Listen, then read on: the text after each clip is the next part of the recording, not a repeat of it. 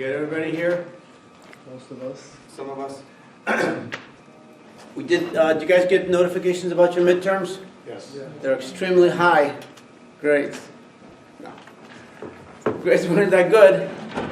But you don't have to worry about it as long as you pass the median threshold.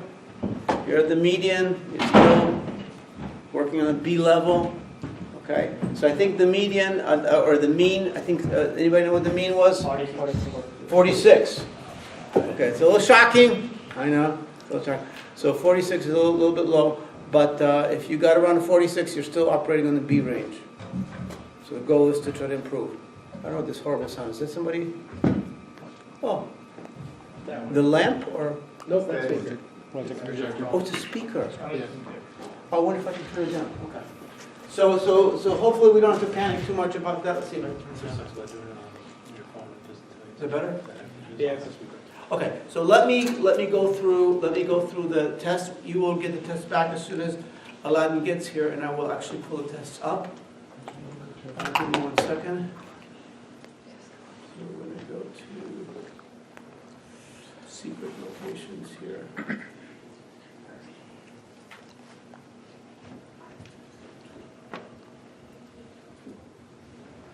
If you only had these links here, you would do so much better. Just kidding. All right, so let's see what we go. I'm not using this browser at all. I'm using a browser here. Downloads.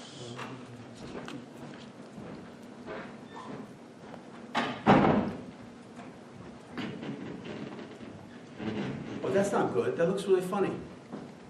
Anybody know why that would look like that? Brazil.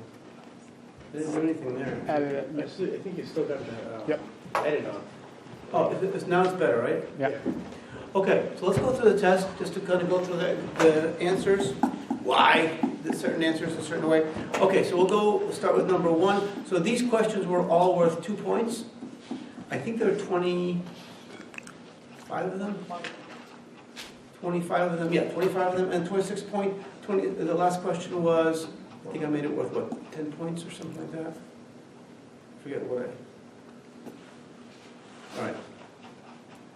I have Aladdin will tell us. Okay, so the first question is input into the linker includes.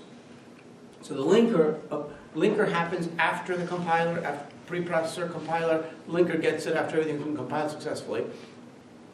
So you have to have the object code. That's true. But also it creates export lists and import lists for linking. Export lists are things, the files that are defining things are exporting them. Import lists are things that you're using from other modules. So import list, export list. So the correct answer should be E, A, B, and C. And people think they got it right. All right. Yeah, I know. If I had the test, I'd give it to you right now. Okay, a global variable in a 3-module program must contain. Okay, so if it's global, that means it has to be defined in one module, has to be used by 2 other modules in order to be really global. So therefore, those 2 modules cannot define it, but they have to import it. And what keyword do we use to import something, import a variable or an object from another file? Extern. So basically the answer is B, 2 externs. The ones that are not defining it, the ones that are using it, so that can be used across all different. Okay, if A is defined as char star A bracket, then the expression A plus 1 is of which type? It's of type char star star. That's a closest answer that's correct. Remember, an array is a pointer to its first element. So an array is automatically a pointer, but the elements are pointers. So therefore, this is a pointer to pointers. So therefore, since the type is char, it's going to be char pointer pointer, or char star star. Stop me anytime. If A is defined as a char pointer A bracket, the expression star in parentheses star A plus 1 is what type? Well, A star A is going to be a what?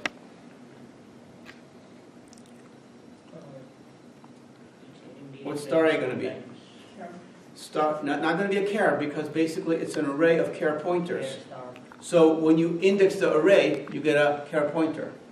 So A star A is a char pointer. Plus 1 What type is that? Same thing. Still char pointer, because basically pointer arithmetic. And then when you dereference a char pointer, you get Char. a char.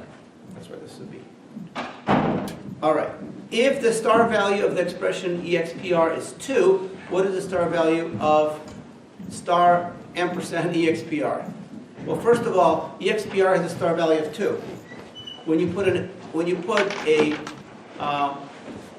ampersand in front of it, what does it do with the star value? Increases it. And what does the star do? Decreases it. So therefore the star value is still 2. Think about it. If you can't panic about my questions, just break them. If this is too complicated, too abstract, think about it. You have int k. Okay? So what type is k? It's an int. So what type? That's an expression, right? So what is ampersand k? So then if you put a star in front of it, you're back to an int, or to k. So if you don't like my question, just give yourself another question that's sort of doing the same thing, and you'll be very successful. All right. Which is not a correct overload for the method f? So f is a method which is defined as returning void and taking parameters int and double. Everybody understand the difference between overload and override? We didn't do too much about overriding because overriding is subclassing. I talked a little bit about that. In the hospital program, you're doing overrides. Overload means that you have a whole bunch of methods that have the same name, but they're different because they have a different number or types of parameters. So since this is called f, any function f in the same class would be attempting to overload that function, which is just fine. So if you have int double, and then you have here, let's say, double int, so that's a good one. Because basically, f double int is different than f int double, and so the compiler can differentiate between a call to this f and this f, therefore they're different. If you have an f that takes a single int, the compiler again can differentiate, because if you're calling f with a single int parameter, you're not calling this one, and you're not calling this one, and you're not calling this one, and you're not calling this one, because it can tell. So that's also a good overload. Now what about the void return type? So what? The return type can be different as long as the function has a different signature. Now, how about this one? If you're calling f with a rational, is that going to be confused with this one? No. So therefore, this is good. So this is good. This is good. This is good. This is a problem. The problem occurs here that f is the same name and the parameters are the same type. So if I call f with an int and a double, in some cases, I'm going to get nothing back. In some cases, I'm going to get an int back. The compiler cannot differentiate whether I want nothing back, whether I'm getting something back and I'm throwing it away, or whether I'm expecting nothing. So you cannot override with the same types of parameters and then have a different return type. So that's why the correct answer should be A. All right, so we have some papers for you guys. So you can... So I'll go through them again. 1 is E, 2 is B, 3 is C, 4, B, 5, also B,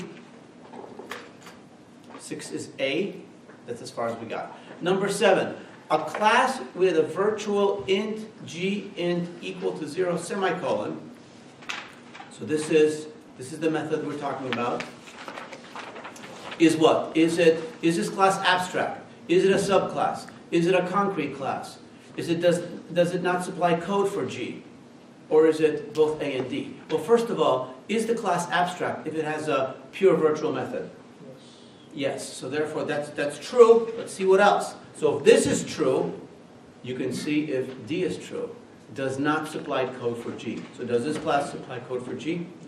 No, and you can tell it's not because it's virtual, but because it's pure virtual. So pure virtual means it's virtual, I'm not giving you code for it. The code will have to be supplied by subclasses that override that method. Okay, is it a subclass? I have no idea.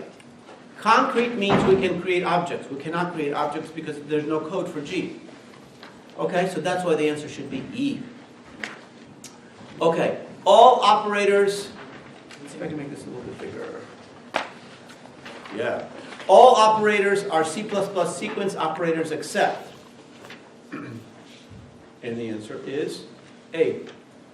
This is not a sequence operator. This is just a what? This is just a object pointer dereference operator. So therefore the answer is A. This is a sequence operator. What's important about sequence operator, guys? Probably give you another question on the final on that. What has to happen as sequence operators? Statement has to terminate. Say a little bit louder. Statement terminate. Finish this execution. It has to do with post increments, actually.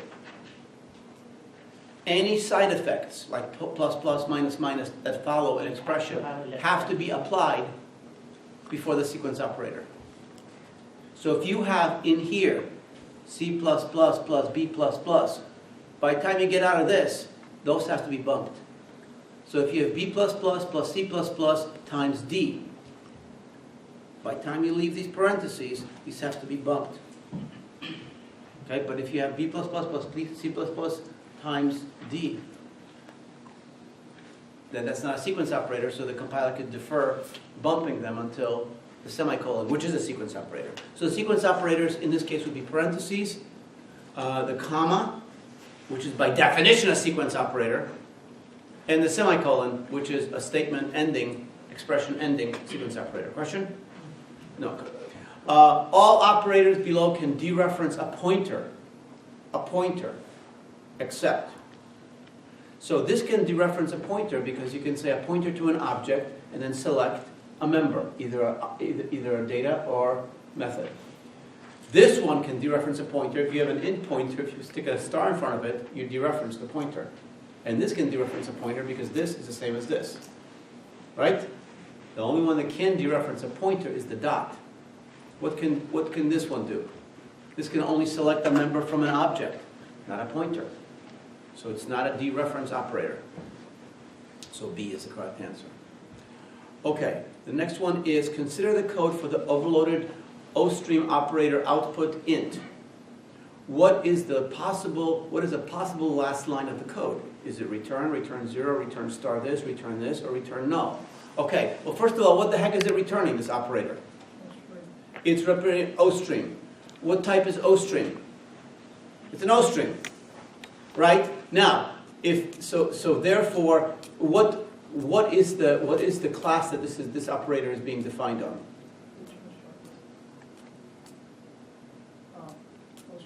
It's defined on OStream. So therefore, I need to return what? This. An OStream.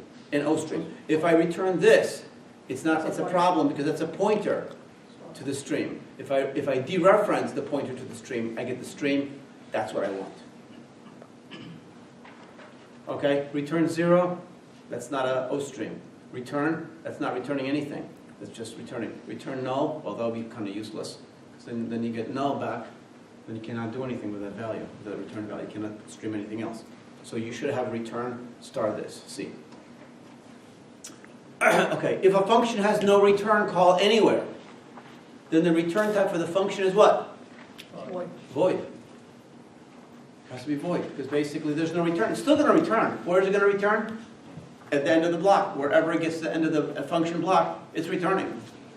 But if it's an int return, it has to say return some int value, or int expression. But if there's no return, it's still returning.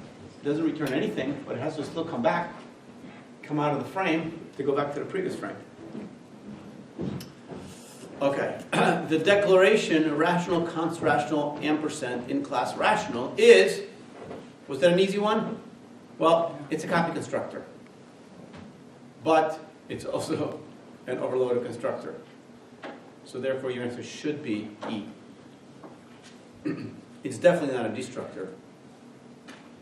That would require the little tilde, right? All right. Determine the printed value of this -1 ampersand 7 plus plus. I apologize for this question. First of all, if you look closely, there are 2 7s in there, right? You probably noticed that, right? Did they ask you about this question? Nobody asked you about this question? Okay, so I apologize about the question. Unfortunately, the answer is cannot be determined. Well, let's think about it for a second. It could be determined, but there's no answer that matches it. I kind of made a mistake making it up, but I had an answer cannot be determined, so that's the best answer we can get. What does minus 1 look like in terms of bits? Last one and first one. All ones.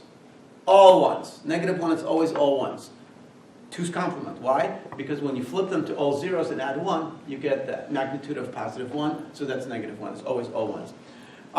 Now, 7 plus plus, what's the problem here? You can't do 7 plus plus. Because 7 plus plus is a side effect operator. 7 plus plus is illegal. So you can't do it at all. So the ampersand of this, you can have an expression that had a value of 7. And then you can do a plus plus after that, but 7 is a constant. So this won't even compile. So it cannot be determined. I don't like this question very much. I do apologize for this question.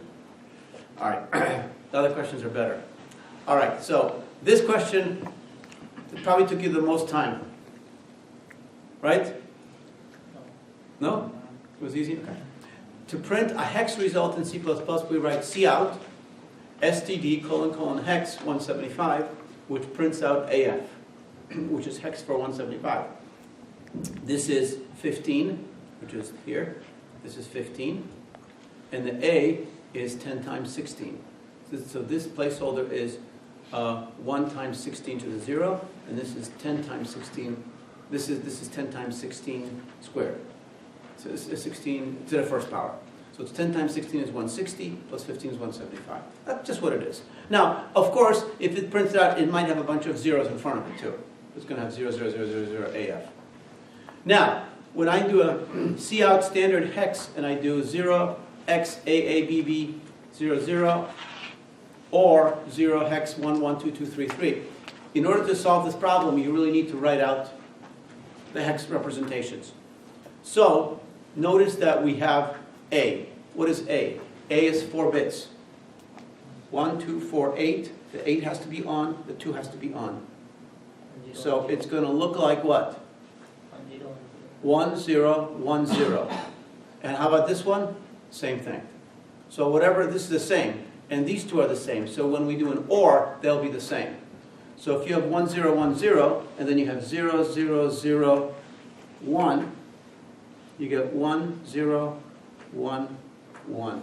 What's 1, 0, 1, 1? It's 8, 10, 11. That's going to be a B. So you'll get a B on the first one and a B on the second one. So it could be this answer, or it could be this answer.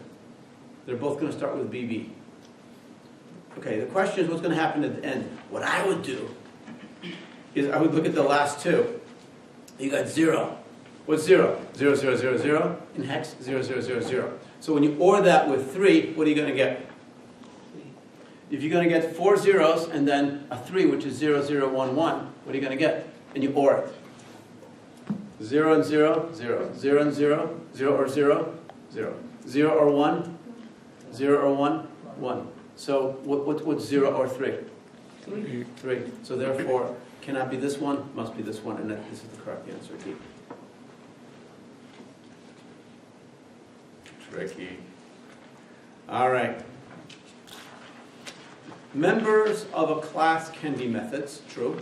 They can be operators, yeah. They can be private. They can't be friends. Friends are not members. They're friends. So that's a little tricky question there. That's a little tricky question. So members can be methods, operators, and private, which are choices A, B, and D. Friends are not members. They have some privileges, but they're not actual members. Okay, number 16. Private class members can be accessed by the blank methods in the same class. Well, if the private class members can be accessed in the same class by anything. So therefore, they can be accessed by which methods? All of them, because it's in the same class. Okay, so therefore the answer is A, B, and C. Public, protected, and private. All methods in a class can access all properties in that class. No matter what the method is, in terms of its qualifier, it can access all types of protected, private, and public. Okay, in class rational, the code rational operator equals const ampersand rational. The const refers to, well, it doesn't refer to the host, it will be out here, okay? So therefore, it probably refers to the parameter.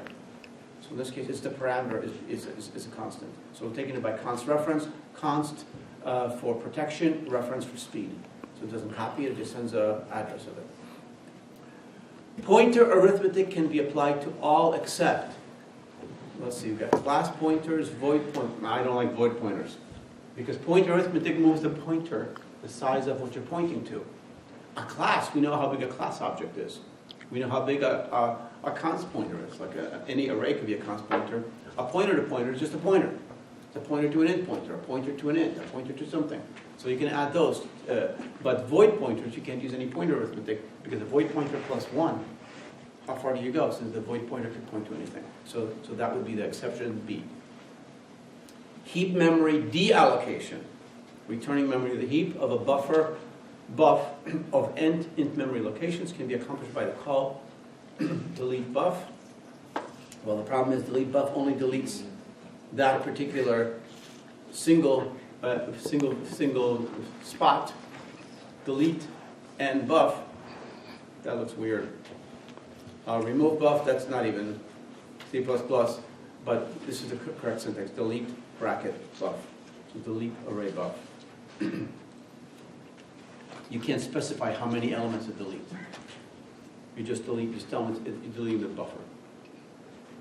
The heap allocated it, the heap knows how to reclaim it. Which will result in a new stack frame being created. Calling a function, definitely calling a function. Returning from a function, no, it takes off a stack frame. How about C? Entering a block within a function. Yes, because that's why when you have a function and you enter into a function, you can have a local int a. If you have a nested block, you can have another int a. And when you say a, it means this one. When you exit this block and you're still in the same function, when you say a, it means that a. How does C++ do it? It's implemented by having a separate frame for the block. So it becomes the same frame. One of the things that I really didn't talk much about is there are each frame, as the frames are being stacked on top of each other, each frame has 2 pointers in it. They're called links. One is called a dynamic link.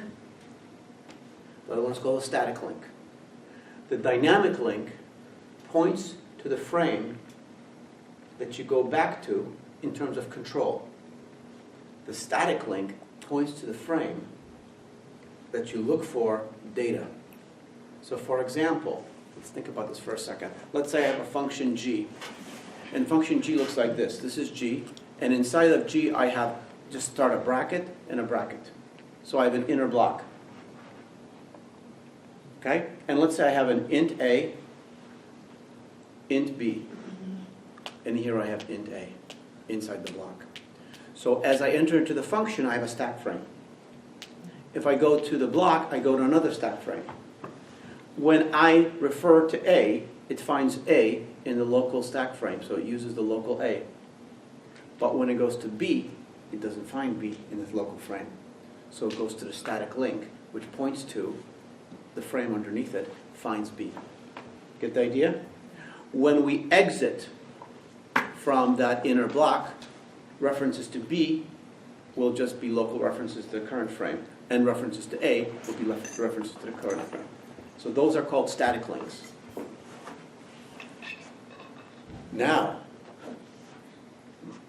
imagine that G, the function we just talked about, was called from a function called f. So we have f in a frame, calling G, new frame, calling a block. Okay? It's possible that I can go from F into G and then decide to return immediately before I hit the block. If I return, I'm going to do what? I'm going to take off the stack frame and reactivate F. But it's also possible that I go to F to G, I go into the inner block on a new frame, and then I want to return. But when I want to return, I don't want to return to the outer block, I want to return out of the function. When I return out of the function, I'm going to return all the way back to F, I'm going to take off 2 stack frames. And the way that's accomplished is when F calls G, G has 2 links. It has a static link and a dynamic link. The dynamic link from G points to F. When G goes into its inner block, it has its own static link, which points back to G, and has a dynamic link. Dynamic link points to F. Because the inner block is not a control area, it's just a local frame for data. So if I do a return on the inner block, I look at the dynamic link, it says, okay, you're now in F. That's the current frame. So you, boom, boom, you knock off 2 frames. That's how that's accomplished. So dynamic link and static link. The reason I'm telling you this right now is because I think when we talked about stack frames, I think it was a little bit overwhelming, all the stuff that we were talking about. But I want you to understand that those 2 types of links basically give the instruction where to look for data, that's the static links, and where to go for control, and those are dynamic links. So the dynamic link and the static link from a frame could point to different frames. Sometimes they point to the same frames. If F calls G, then the dynamic link from G points back to F. It could be the same. All right. Not going to get too crazy about that, but you get the idea. Dynamic link, static link, very interesting. Number 21. Suppose the function has a local primitive static int val. Local primitive static int val. Then the memory allocation for val will be automatic, dynamic, done only once, done on each function call. If it's static, it's going to be allocated in static memory at the beginning of the program run. So therefore, it's not going to be automatic, because automatic is done every single time, which basically means the same thing as this one. So this is also false. Dynamic means what? Dynamic means it's coming from the heap. No. So it's done once only. And it's right at the beginning of the program execution. Memory is allocated in static memory, and then there's a big data pointer to the static memory. Static pointer in the frame. All right, so number 22. To handle unexpected types of exceptions, we usually include that'll be A, to catch the ellipsis, E-L-L-I-P-S-I-S, ellipsis. That means we're catching anything that we didn't match. Catch this, catch this, catch this, catch dot, dot, dot. Given the code typedef char star star A type, so now we have typedef. So we've typedef A type as a char star star. Then we have A type A. So A is a char star star. So it's a pointer to char, to pointer to char pointer. We can allocate as follows. A equals new. Now, is it going to be char star 4, char 4, char star star 4? So basically, if we do this, what types are the elements of the array? The elements are what? Here. Those are elements are char. So does A point to chars? No, it points to char pointers. So therefore, the elements here are chars. What types are the elements here? They're char pointer pointers. We don't have an array of char pointer pointers, because that would require a pointer to a pointer to pointer. But we do have the elements here would be char pointers. So we're allocating A as an array of 4 char pointers. So that matches in type also. In fact, the only ones that match in type is this one. Because basically here, remember what new returns? New returns a what? Heap memory allocation of which type? What type does this return? If I say new char 4, what does it return? What type? Char pointer. How about this one? Char pointer pointer. Right. So this is the only one that matches. Now this one here is just nonsense. This is just to throw you, it's a bad answer.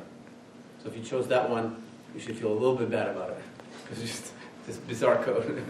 Not too bad, because I know tests are tricky. Given the code double D float F, the best use of the cast operator is, so is it A, B, C, or D? The best way to do it is to use a static cast. Static cast is used to cast related types to each other. A float is a primitive numeric.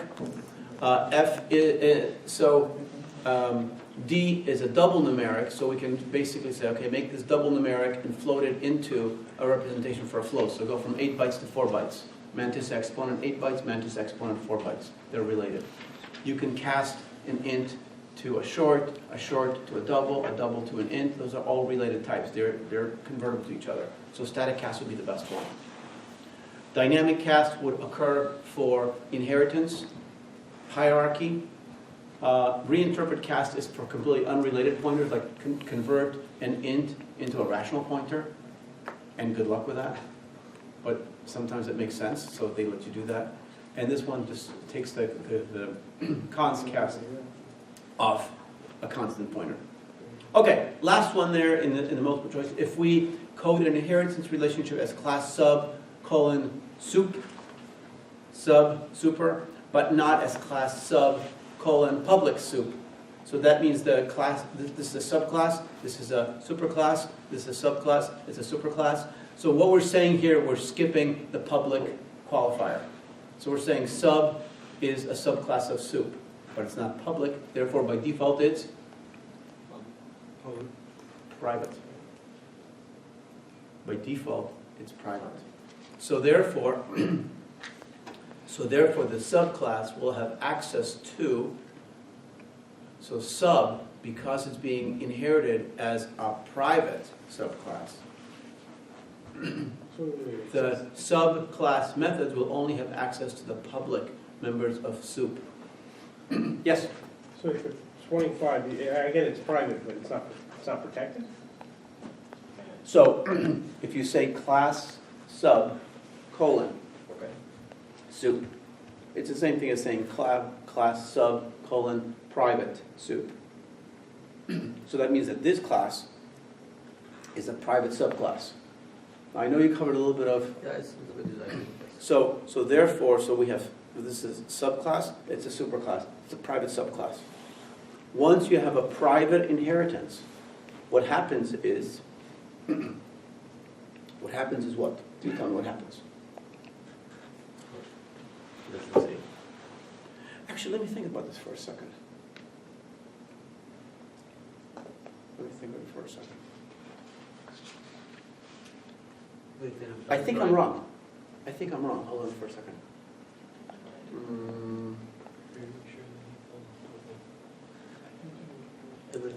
I think I'm wrong. Okay, so let me just see if there's a correct answer on there at all. There is. I think the correct answer should be B. The correct. How many people said B? Oh man, you guys are smart. Okay, so if you have a B, circle that B. Professor, it should be column protected if you want access at protected. Hold on a second. Hold on a second. Column protected sub. Let's just leave this for a second. What's your question? I mean, the answer is A only. You should No, the probably- answer is B. Okay, if you want to access the protected members of the subclass, you should put it as column protected. No. Here's the very important thing. So listen very carefully. This is the most intense thing about subclasses, and it's the easiest in C++.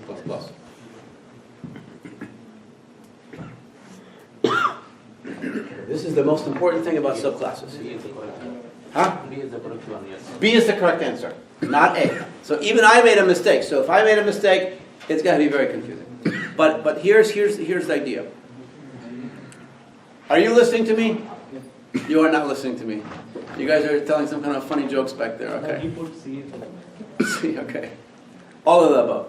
Okay. All right, listen very carefully. So I will restate this very clearly, and I know I wasn't here for this, but I know that Aladdin was. So if I have a subclass,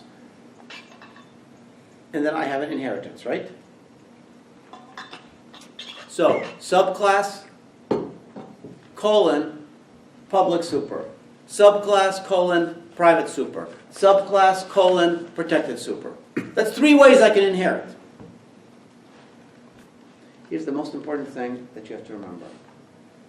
As far as the subclass is concerned, it makes no difference whether the inheritance is protected, public, or private. It makes no difference to the subclass. 0. The subclass always gets access to the public data and always get access to the protected data. Never gets access to the private data. So you might ask a very good question, which is what? What's a good question? If it's private inheritance.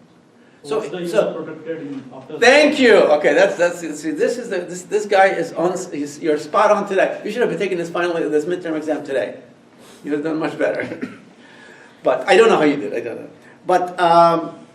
But you would have done better because that's a good question. So the answer is, so why would you want to do a private inheritance or a protected inheritance or a public inheritance? And the answer is, there's only one reason you do this. One reason you make it non-public.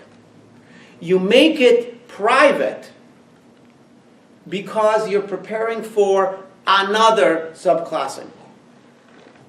There are 2 ways that you use subclasses. Superclass, subclass. And then, if I create, for example, a client of this subclass, if I have a client who has a member which is a subclass, okay, what can this client access? Public stuff usually, right? Public stuff usually, depends. So what I'm trying to tell you, let's say we have a class. Let's start simple. I'm gonna do a little lecture on inheritance because it's one of my favorite things. It's so favorite I forgot how it works. If you have a class, forget about inheritance. You have a class. Some members are public, some members are protected, some members are private. That's it, one class. Now you have an object, and this object has a member of this type. Which members can a client of this class use or access? Public. Period. Now, okay, so far so good. So imagine we have a class rational, and I have for example, an object called my rationals, and I have 2 rational objects. So I can create the rational objects, and I can access their public members, specifically the methods or overloaded operators, most likely, right? Now, if I have a class and I subclass it, I don't care how I subclass it, this class can always get access to public because it's kind of a client, but it's also a related subclass. But because it's a related subclass, it gets special privileges, it also gets protected. Which means protected members are private for clients, but they're public for subclasses. Okay, it's a split. You're treating your subclasses special. You're giving them access to the... So the only reason why you might have protected members in a class is because you're expecting to subclass this thing, and you want those subclass members to be accessible to the subclass methods. Does that make sense? Now, so far, we've said, for a single class, it's pretty clear that you only see public from a client. Now you have a subclass. I don't care how you subclass this one to this one, public, protected, or private, you will always see public and protected. Now, here's where it becomes different. If you make a subclass and you say this is a private subclass, then what happens is all of the members from the superclass become private members here, and therefore the client of the subclass sees nothing from the superclass. Nothing. Because what happens is this private qualifier upgrades all of the properties of the superclass to private as they descend into the subclass. So they all get promoted to private. Right? Okay. Now, if I have a superclass and I do a subclass is public, and I have a client of the subclass, public, then they can see all of the public members of the subclass, but they can also see all of the public members of the superclass because they came as public. if I were to subclass protected, then I upgrade all the members to protected or higher. That means public down here becomes protected, protected stays protected, and private is private. So a client now can no longer see the public members because the inheritance has masked them as protected in the subclass. So as far as the client of the subclass is concerned, they don't see anything from the superclass. All right, so the answer is B. It is B. If you got that, then show your paper to Aladdin. He will make a correction. Okay, so now, how many of you felt good about the derivative code? Or reasonably good? Okay, okay. So hopefully this didn't overwhelm you too much. It should be, hopefully it was supposed to be kind of easy. So I have a solution here. Let's see if I can make it a little bit, I don't know why I cannot make it since, can I do this? Oh, I can do this. Oh, that's nice. Ooh, ooh, okay. You can see? Okay. This is not like a, ooh, wow, gee whiz, what a great answer. This is just a basic solution. And really, I think if you came close to anything, then Aladdin should give you a lot of points. We just look for a reasonable solution. I didn't give you all of the ways how polynomial is implemented, so as long as you did something reasonable, fine. But what you want to do is you want to look at what's given to you. So I guess I should look at the instructions first before we go to the... So if you could look at the instructions, I tried to show you how we're creating these polynomials. So everybody knows that this is an array, right? And this array essentially becomes the input into, this becomes the, what we call a poly, right? So we have exponent, coefficient, exponent, coefficient, exponent, coefficient, exponent, coefficient. When exponent is 0, the coefficient is a constant. So that's what we have here. So when we print out this polynomial, polynomial 1, we get this one, because that's the 3x to the 5th, 2x to the 3rd, 3x to the 2nd, and minus 6.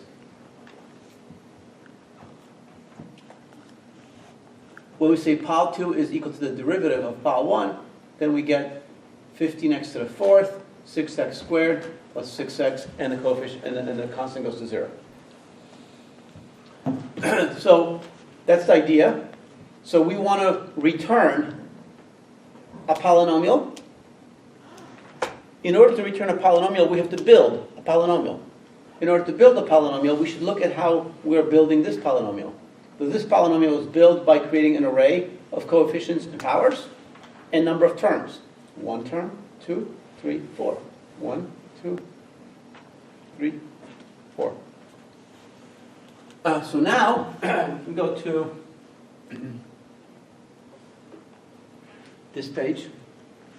And the first thing I do in the derivative, so derivative is a member method, which means we have access to the host. And the host has its own poly. So what I'm going to do is I'm going to build a brand new array of coefficients. So I need to know how big they're going to be, so I say int bracket my poly equals new int terms. I figure if the first coefficient had 10 terms or 4 terms or 3 terms, the derivative will have that many terms. It might have one less.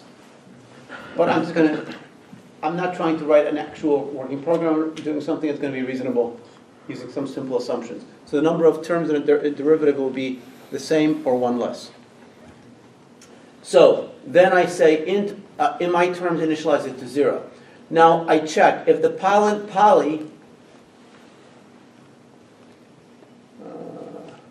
the heck is that? Oh, phew, okay. Okay, I just wrote it. I just can't figure it out. What did I do? Okay, so if now terms minus 1, that will be the coefficient of the last term. Sorry, that will be the power of the last term. Right? Except that I have to say terms minus 1 times 2. Why? Because for each term there are 2 numbers. So I'm looking at the power of the last term.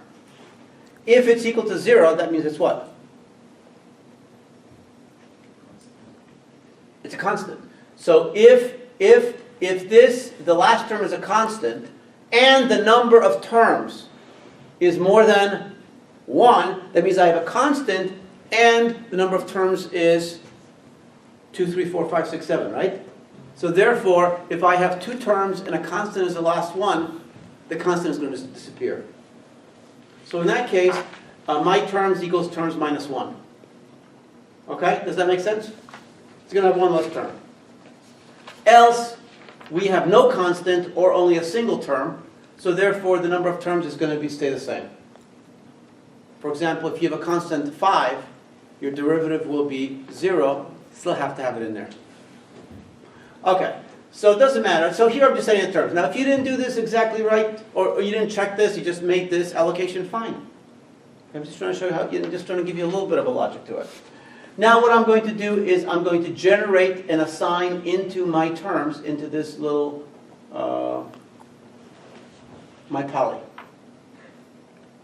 So this is the number of terms I'm going to have. So I'm going to go I equal to 0. I is going to go through term for term. So I starts at 0 less than terms. I will do a loop for each term. I will take the derivative term by term. Okay, and then J is going to be actually indexing, because for each term I have to index the power and the coefficient. Next term, the power and the coefficient. So as the term is going from 0, I have to go 0, 1. When the term goes to 1, I have to go to 2, 3. So I'm going to double it plus 1. So J is going to be going into the my poly. So if my poly sub J is not equal to 0, if the power is not a constant, then reduce the power and put my poly J equals poly J minus 1. So the power was 5, now the power is going to be 4. Okay, then multiply into the coefficient the product of the coefficient and the power. And that goes into the next location. So J plus 1. Does that make sense? And then else is a case where basically this thing is a constant. If it's a constant, then just put a 0, 0. That means the power is 0 and the coefficient is 0. Okay, so this is basically, and then we go I plus plus goes to the next term. And notice here, and the J is moving through it. So we don't use I at all, we just use J.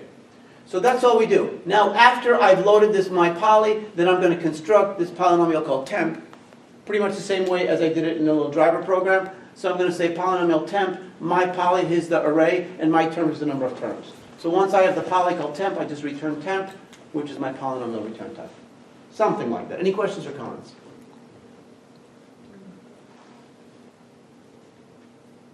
Now looking for a working program, just something where you consider the fact you got to multiply these type of thing. Okay.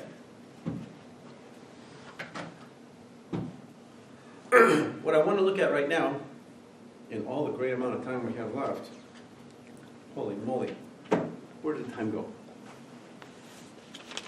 I have to blame Elijah for this. Yes. Because I can't blame myself. Now, where's my some glasses so I can over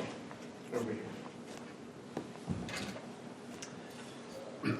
What I'm going to do, what I want to show you, I'm going to be assigning a program to you guys. So, what I'm going to do.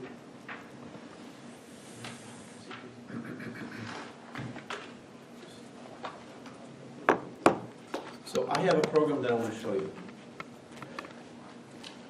In this program, can you see it? Yes? Kind of. I can make it better. How's that? Ooh, Dramatically better? HD. I mean, the blue on blue kind of sucks, but. I don't know if I can get it now. Now we're like, I'm just in this tutorial point. Can we do that? Oh. So, editor theme, solarized. It's all bad. GitHub probably will be whack. There you Is that better? go. It's very bright. Okay. So, Let me show you what the main program is doing. First we'll look at the main program, then we'll go back to see what the class is doing. So what we have here is we have const int bits equal to 4, const int range is equal to 16. We're going to be generating numbers in the range of 0 to 16, 0 to 15 really. 4-bit numbers. So 0, 0, 0, 0 is 0, 0, 0, 0, 1 is 1, 1, 1, 1, 1 is 15. That's the biggest we can get in 4 bits. And we're going to generate 1,000 of those numbers. We're going to create a generator object, we just did by default. We're going to look at the generator class. And then I'm going to have counters, which will be an array of ints. And how many elements in the array? 16. You can sort of see them here. Array element 0, 15. These numbers here are counters of how frequently the number 0 came up at random. This counter says how often the number 1 came up at random. So if you add up all these numbers together, you will get what sum? 10. Well, 1,000, no way 1,000 because there are like 600. So you're going to get 10,000. Okay? You're going to get 10,000. So that means I generate 10,000 numbers, and each time I get a 4-bit number, I basically plus, plus, plus, plus, plus, plus, plus, plus. Like that. Now, so what I'm doing here, I'm basically saying result equals, what's the result? It's an int equals generator dot random bits.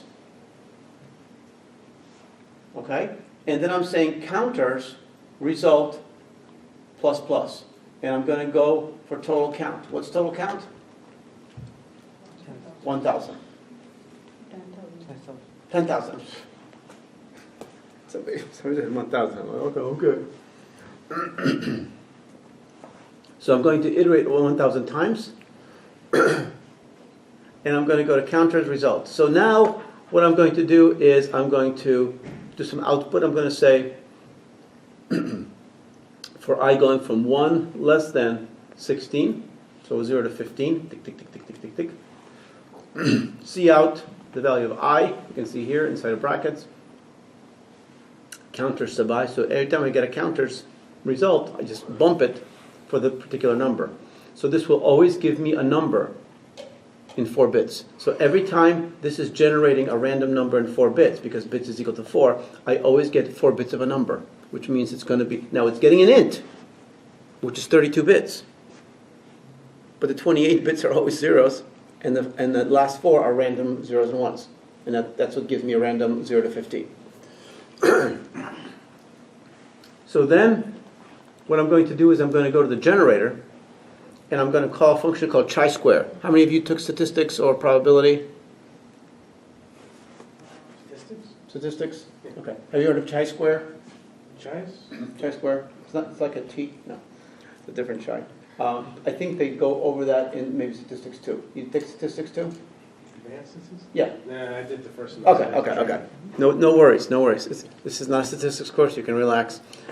Basically, I'll show you exactly what chi-square is. It's just a difference. You're looking for variations from the expected mean to be within a certain range. Here's how chi-square works.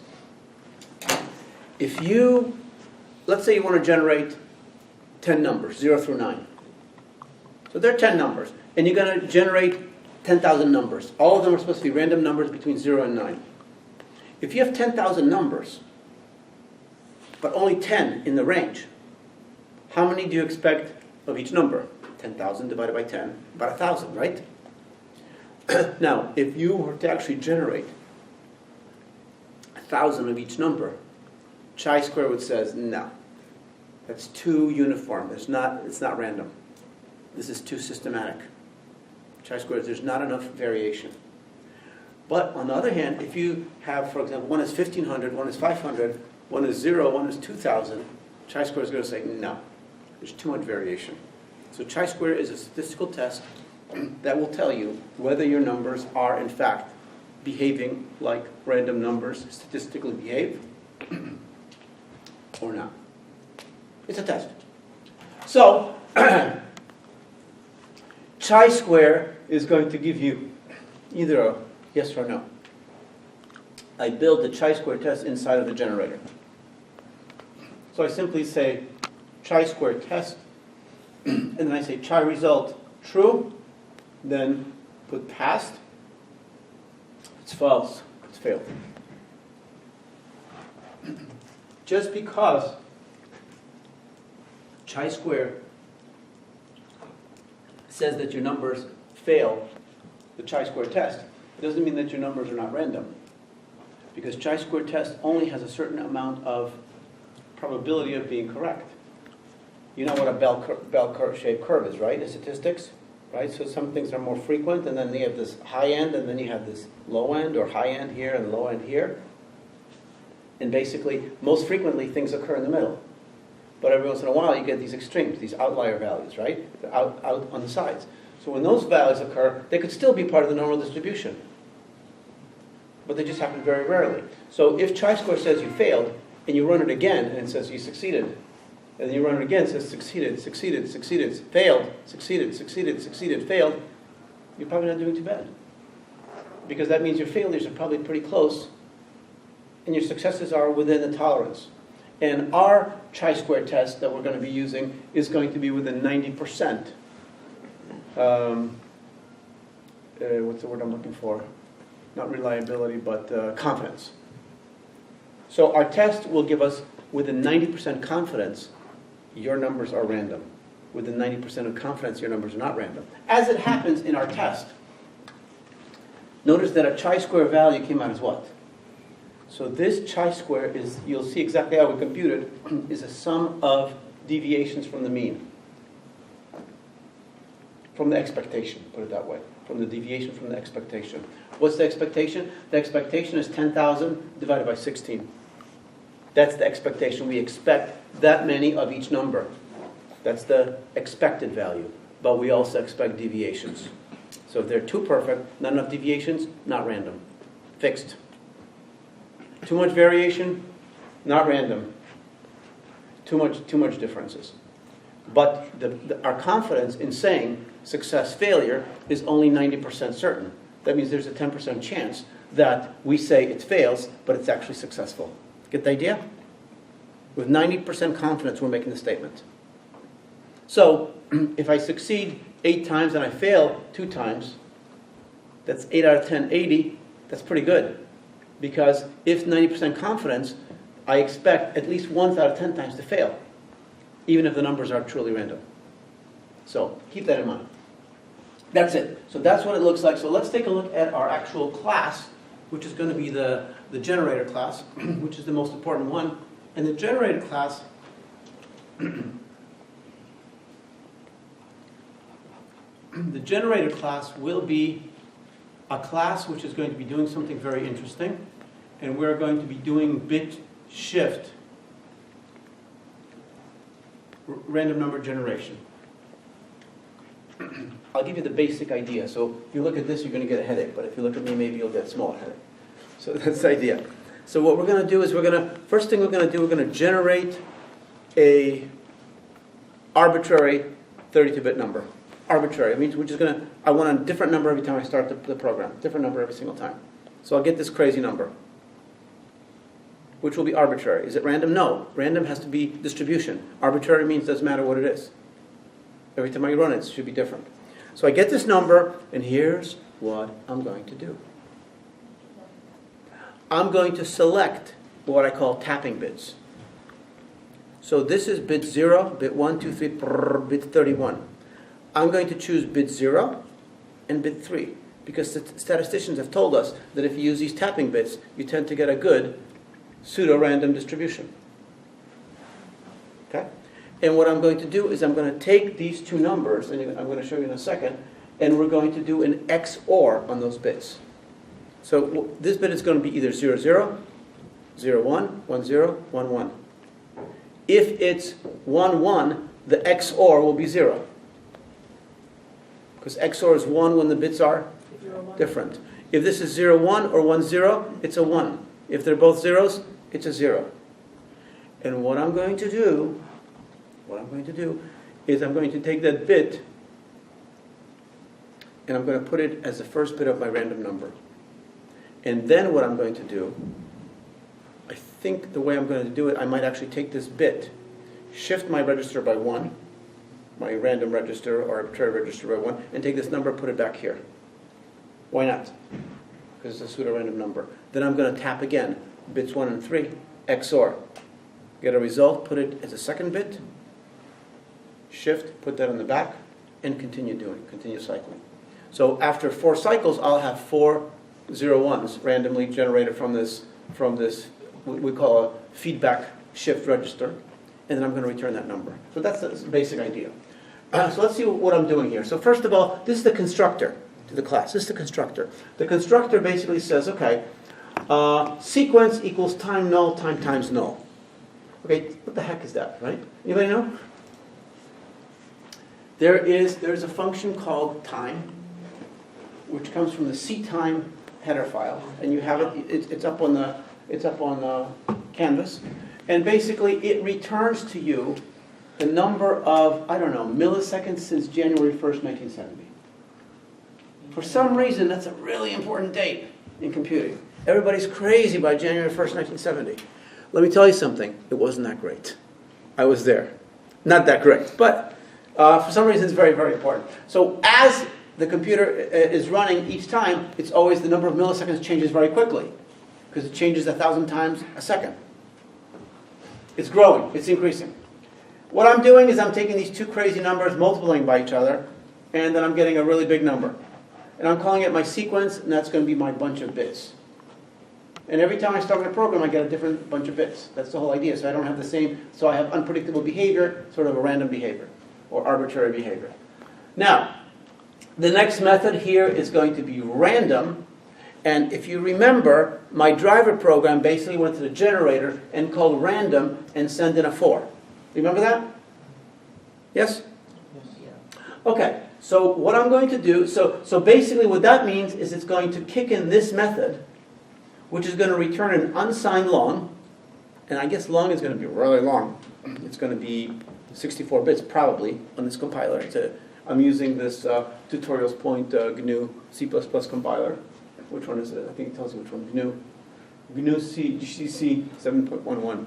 Wonderful version, apparently. And so the first thing I do is I initialize the return value to 0. And then I'm going to say for int I, 0, I less than bit count.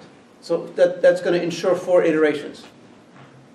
And then what I'm going to do is I'm going to detect the tapping bits 0 and 3. Bit 0, where's bit 0? Well, I guess bit 0 is over here. I guess.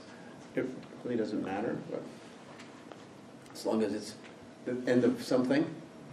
Okay, it depends how you count. It could be arbitrary. But bit 0 is equal to 1 only if bit 0 in the sequence of A is a 1, and bit 3 is a 1 only if bit 3 in the sequence of A is a 1. So here's what we do. We take sequence, which is just our 64-bit thing. I think it's 64 or 32, I'm not even sure exactly. And although I should be sure. And then we do a bitwise AND with a hexadecimal 0. Remember what 0 is? 0, 0, 0, 0 in bits. So it's going to be 1, 2, 3, 4, 5, 6, 7. 7 times 4, 28 zeros. And then 3 more zeros and a 1. So what I have is I'm basically ANDing it with a 1. Are you with me? Okay, and then I'm ANDing it with an 8. Why 8? 28 zeros, 1, 0, 0, 0. Why 1? Because 1, 2, 4, 8. 0, 1, 2, third bit. So I'm getting the tapping bit in position 3. I'm getting the tapping bit in position 0. So I'm basically doing, so the only way I'm going to get a not equal to 0 here is if the sequence happens to have a 1 in the low bit. The only way I'm going to get a not 0 here is when the sequence happens to have a 1 in the 3 bit. Everybody understand what I'm doing? So I'm tapping those bits. So basically bit 0 becomes a 1. If it's true, if it's not equal to 0, it's a 1. Otherwise it's a 0. So now what I'm going to do is I'm going to do a XOR value. So I create something called XOR bit. An XOR bit is basically bit 0 is not equal to bit 3. Remember, if they're not equal to each other, what do I want my bit to be for XOR? 1. So therefore, if they're not equal to each other, then this long XOR bit will get 8 followed by all zeros, otherwise it's going to get a 0. Now, what the heck does that mean? Well, what is 8 followed by all zeros? That's this 4-bit sequence is going to be 1, 0, 0, 0, right? That's 8, followed by 24 more zeros, or 28 more zeros. So this is nothing more than 1 followed by all zeros, right? So if they're different, give me a 1 in the high bit, followed by all zeros. Now, the next thing I'm going to do is I'm going to take the sequence, which is my arbitrary register, and I'm going to say, right shift by 1. So I'm going to take bit 32, 31, 31 to 30, 30 to 29, 3 to 2, 2 to 1, 1, well, 1 to 0, 0. That's my Donald Duck sound, okay? So I basically take all the bits and I shift them by 1, which means I lost my high bit. The high bit comes in automatically as a 0, because that's what C++ does. When I shift them all, the high bit is replaced by whatever was there with a 0, which is not good. I don't want zeros. So what I want to do is I want to put back my random bit, feed it back into the register for the next iteration. So the first thing I do here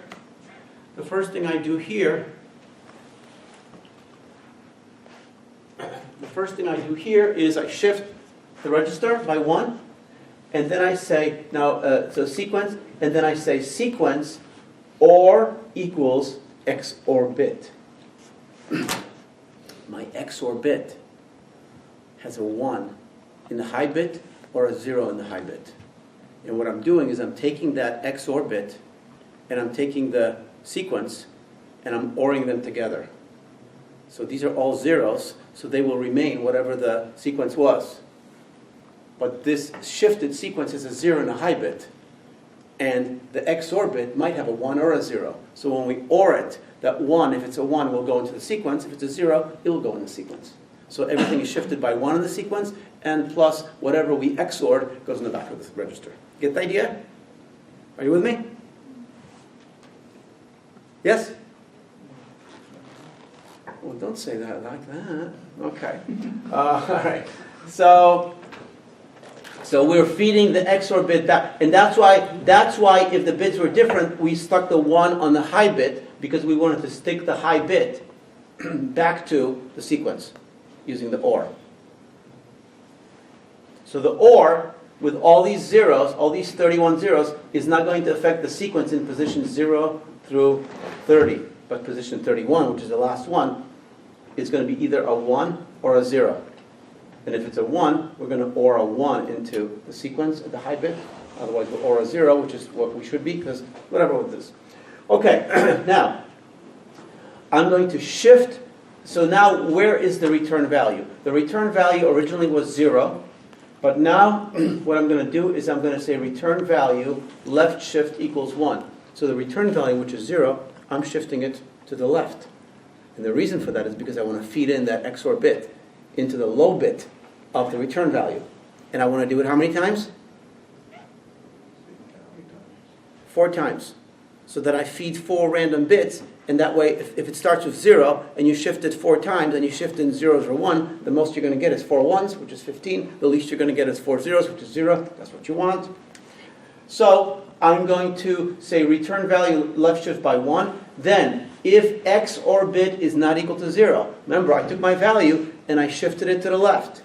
When I shift it to the left, what happens to this position? It gets a 0 automatically. It's got to regenerate something. So if I had a 1 here, now it becomes a 0 in the high bit. Because I shift it, and now it feeds in a new 0. So if the value is not equal to 0, then what I want to do is I want to OR in the non-zero value into the return. So if the XOR bit is not equal to 0, then the return value is equal to the return value, or 31 zeros and a 1. So I shift it this way, and then I OR in this one. And I'm going to do this 1, 2, 3, 4 times. So my number will have at most 4 ones, at least 0 ones, but always, always, always 28 zeros in the high bits. Because it always starts at 0, and then we shift it 1, 2, 3, 4, and we fill it in with the 4 XOR bits. So once I do all that stuff, I just return the value. Okay, so that's interesting. All right, so that's fine. Anything interesting in this? Anything else interesting in here? Chi-square test. Chi-square test is very, very easy. I'm not even going to bother do. Basically, chi-square test. Don't worry about how it does it. Basically, chi-square says if your value is less than 8, you fail. If your value is more than 24, you fail. If your value is 12, you succeed. Okay, now watch this. I'm going to run this program. So I'm going to run the program, so every time I run it, it's going to be a brand new random number, and this is the sequence. Isn't that cool? How many digits? A lot, right? It definitely looks like what? Maybe 16? Which means it's a 64-bit number. That could be bad. I have to make sure, because I kind of messed around with that a little bit. In different compilers, you can have problems if you have too many registers, but you're not feeding them all. You might get a lot of zeros, and 0 is always going to give you a 0. So if you have too many zeros, you might have too many zeros coming back. Anyway, so let's run this, and I'm going to just click on execute, and you can see over here, what does it say? Passed. Notice this is our sequence number, so I passed. My chi-square value is within the range of 8 to 24. I'm going to execute again. I failed. Did I fail by a lot or a little? It's not that bad, right? It's not that bad. Now I pass with 15. Now I pass with 14. Now I pass with 20. Now I pass with 9. Now I failed with 5. I'm a little bit under the 8. Now I pass with 14. Pass with 12. Pass with 17. Pass with 23. Pass with 20. Pass with 13.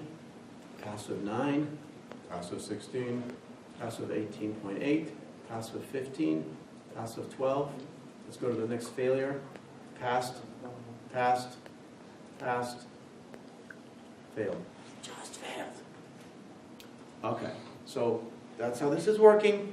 So now the program, the program that I'm assigning you guys, okay, so it's going to be here under programs, is called random generator. And the direction, or the sort of the instructions, sorry. What am I looking for here? This is the one here.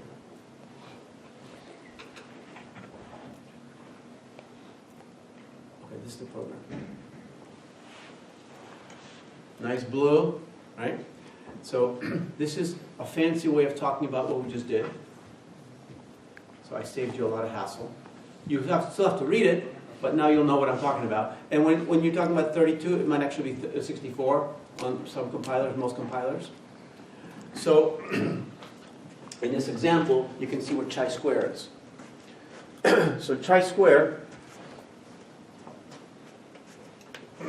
what you're doing is this letter right here is the chi, Greek letter chi. And this 2 is called a square. So chi-square. And what you're doing here is, let me tell you what you have here.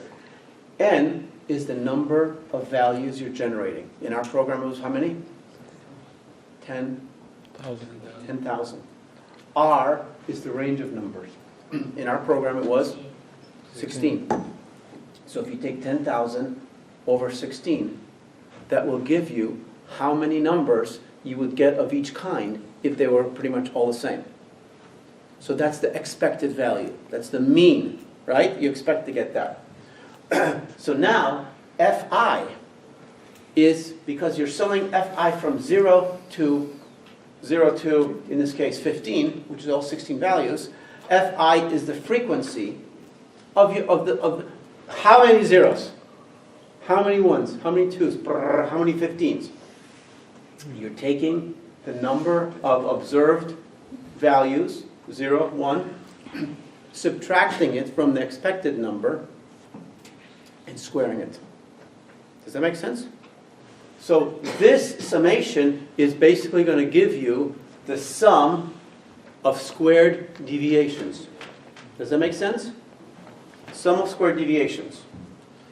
And then what you're going to do is you're going to divide this by n over r, which again is the expectation.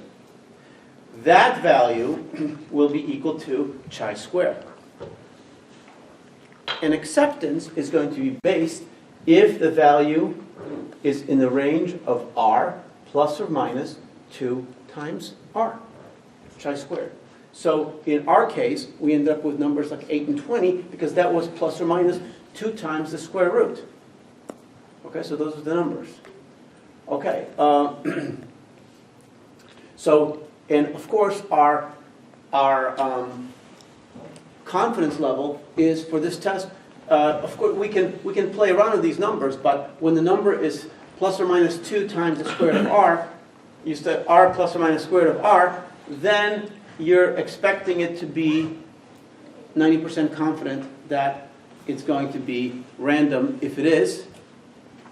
So if the numbers are truly random, then you should get roughly 9 out of 10 times successfully doing it. And if you're getting many more failures than that, then maybe something is wrong with your generator. So you guys have this program as a sign. Now this program I tried to make this program a little bit too fancy, so I'm going to back off a little bit. But what I do want you to do, is, this is the random generator class, and this is called a uniform generator.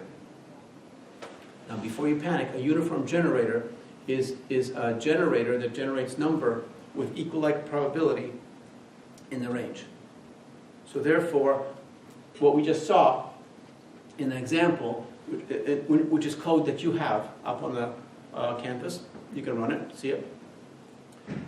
Our uniform generator generates numbers between 0 and 15 with equal probability for every number. Not all random number generators generate numbers of equal probability, but uniform generators do. Some distributions have this type of shape. So that means that lower numbers have a higher probability and bigger numbers have a lower probability. Those are called exponential distributions. Sometimes number of low values have a low probability, and as they increase, they have a bigger probability, and as they get even bigger, they decrease again. Those are called bell-shaped distributions. And they don't generate numbers with an equal likely probability of every number. These low numbers are very unlikely, these high numbers are very unlikely, and as you get towards the center, it becomes more and more likely. So what I want you, so I have here a random number generator superclass, which basically should have at least one pure virtual method, or two, whatever, that can then be subclassed here and implemented. I'm not asking you to do this, but if you want to do this one, it will be, I'll give you bonus points for doing that. If you can demonstrate it and then show it to me and to Aladdin and explain that you did it yourself and how you did it. But you don't need to do it. All I'm looking for is this class, subclass from this one, and I want you to be able to change things like, hey, I want to generate 500,000 numbers in the range from 0 to less than 32, or 0 to less than 64. So what that's going to do is the random number generator might be generating not 4-bit numbers, but maybe 8-bit numbers, which will give you numbers between 0 and 255. Now, in some cases, you might want to have a uniform number between 0 and 100. That's a problem, because 0 and 100, you can't generate 6 bits, because that only gives you 0 through 63. But if you generate 7 bits, you're going to get 0 through 127. So what happens if you want 0 to 100 or 0 to 99, and you get numbers like 100, 101, 2, 3, 127, 126? What do you do with those numbers? Well, we'll just modulo those numbers. Not so fast, because those numbers are going to have an equal likely probability to happen, and if you wrap them, it's going to increase the probability of what you're modulating to. So I'm not going to have you worry about that. So, because all I expect you to be able to do is generate numbers that are 0 to 2 to the power minus 1. So 0 through 15, 0 through 255, 0 through 511, 0 through 1023, 2 to the power of some number minus 1. And that gives you an ability to go across the whole range very nicely. Okay, so read the instructions very carefully. I might have Aladdin maybe give you guys an extra discussion on this, okay? Because I don't want to spend too much time on this in class, but it's important that we do discuss it and that you get it. And so essentially you'll create the random number generator class, the subclass which will be the uniform generator. And so essentially if you just look at the instructions, a lot of the program is being done for you already, but I want you to do it properly with a nice design, nice documentation, and that's it. All right, any other questions?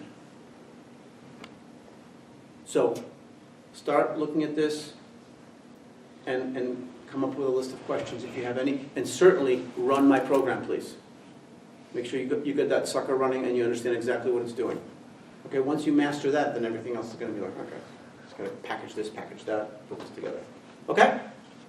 See you.